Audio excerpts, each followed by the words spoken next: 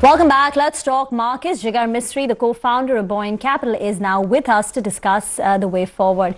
Jigar, morning. This is Rima here, and thanks so much for joining in. We are at the start of the Q4 earnings season, so it's always a good idea to talk about valuations and EPS. And in that context, last year, one of the big factors for the EPS upgrades that we saw were linked to the technology sector and the upturn in the tech stocks. Now, clearly going by what Infosys has guided, we've started seeing EPS downgrades for the technology sector, at least for Infosys in particular, and the worry is that it will trickle down to the rest of the pack. So in that context, what are your thoughts on how the EPS for the market is going to play out from here on and the impact it will have on valuations? Yes, good morning, Rima. Thank you for having me on the show. I think, when you break down the Nifty EPS, there are two factors that one sort of needs to be aware of.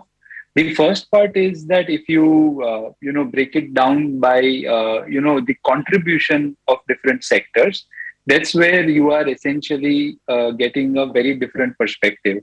Sorry, my screen seems to be frozen. Can you hear me? We can hear you. Sorry. Okay. So essentially, if I look at the contribution by 4 commodity companies in FY22, they accounted for 50% of incremental profits, right? And the weight of those 4 companies was essentially 4%. So now, you are right that the EPS, which has increased from 800 rupees to 1,000 rupees, that growth is apparently stalling. But also the composition of the Nifty earnings is changing dramatically, right?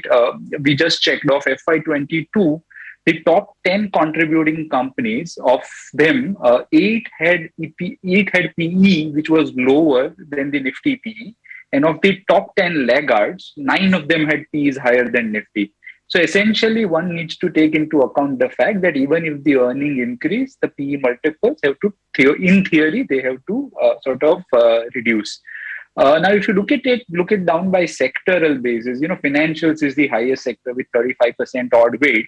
But the other two sectors, IT, which is 18%, and consumption, which is 13%, both of them are facing very sizable issues. So, I think it is time that in the past we have been discussing how, RBI and Fed action is limiting the growth in terms of where, the investments can be done. But I think if one takes down a slightly more macro view, it is going to be a very difficult year, as we have been talking for, I think, 6 odd months now.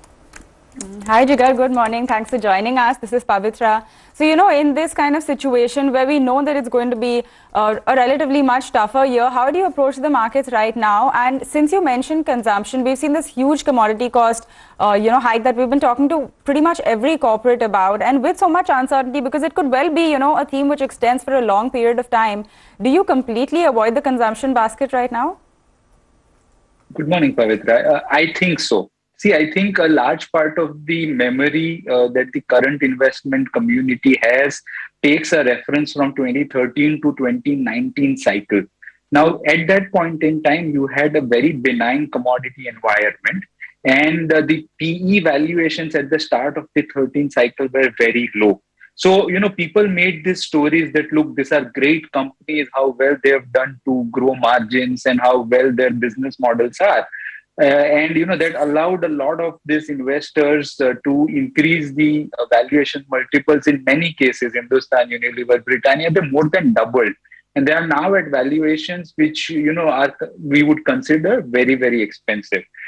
In the current scheme of things, not just E, which is going to be under pressure by an elevated, commodity scenario, but because the interest rates are going to rise, it is going to be a very difficult case for valuation multiples to keep on expanding. So I think whichever way you want to crack it down, if E is going to be under pressure and PE is going to be under pressure, then I don't know how P, which is E into PE, is going to do well for an extended period of time. So, but then, we have seen 2000 to 2008, the capital goods cycle had a very similar run. And then it was very difficult for people to let go of this cycle once the market started improving in 9 and 10. So I think there will be flickers of hope in that sector, and people who have a very limited memory will keep going back to it. But my sense is that these valuations, in absence of earning growth, are unlikely to sustain. And also the composition of GDP is changing. So you have had 10 years of consumption driving the GDP growth in the last 10 years. But I think if I stretch that out by the next 4 or 5 years, it has to be something else, because if inflation is reducing the discretionary income of a lot of people, then unless investments take over, manufacturing take over, services improve, and that increase the discretionary spend, it's unlikely that you are going to see a huge comeback of consumption in a hurry. Jigar, where is fresh money going? Are you incrementally increasing position in your current holdings, or are you looking for fresh opportunities? Sumera. So yeah, I think, as I said, we discussed the last time, if I break it down by GDP, consumption clearly goes out. Manufacturing is a selective case-by-case basis. One needs to see where, the inflation is reasonably benign. And sectors where we see that happening is pharma coming back reasonably well. Some parts of auto ancillary space looks reasonably okay.